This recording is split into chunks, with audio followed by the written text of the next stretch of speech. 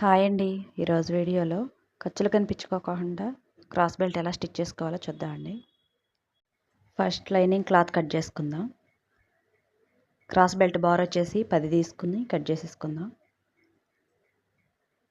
అటువైపు వచ్చేసి 3, అటువైపు ఏం 4 పెట్టుకుని కట్ చేసేసుకుందాం. అన్ని బ్లౌజులకి కూడా ఇదే కొలతలతో కట్ చేసేసుకోవచ్చండి. ఒరిజినల్ క్లాత్ వచ్చేసి దీని మీద ఎక్కువ ఉన్న పర్లా కట్ చేసేసుకుందాం.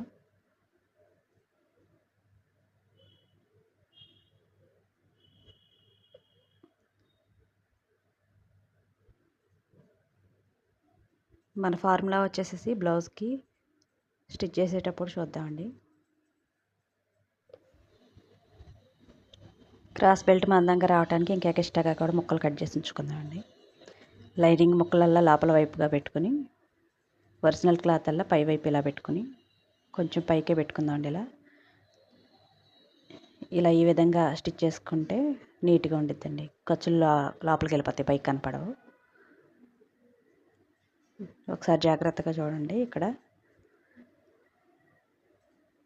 3 కూడా సమానంగా పెట్టుకుని స్టిచ్ చేసేసుకుందాం.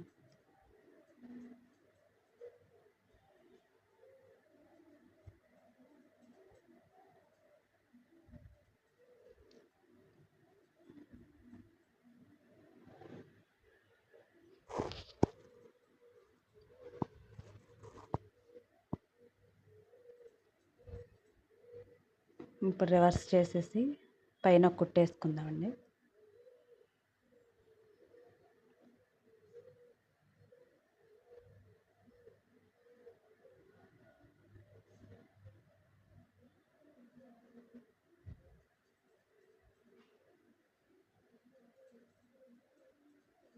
ఇక్కడ చూడండి ఫార్ములా.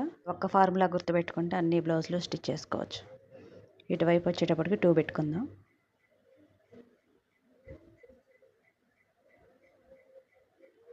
ఇటు ఎదరవైపు వచ్చేటప్పటికి 3, మధ్యలో వచ్చేటప్పటికి 2.5.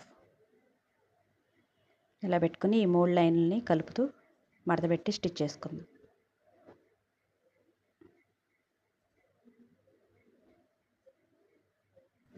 ఇదే ఫార్ములాతో ఎన్ని బ్లౌజులు కుట్టుకున్నా నీట్గా ఉండిద్దండి ఫినిషింగ్.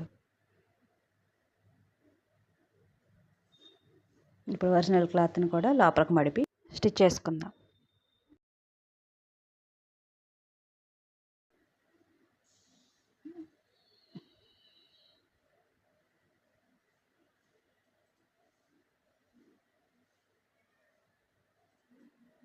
ఇలా స్టిచ్ చేసేసుకుంటే ఒక్క పీస్ కూడా పైకి కనిపించదండి. ఎదర వైపు ఎలా ఉందో లోపల వైపు కూడా అలానే ఉంటుంది నీట్గా.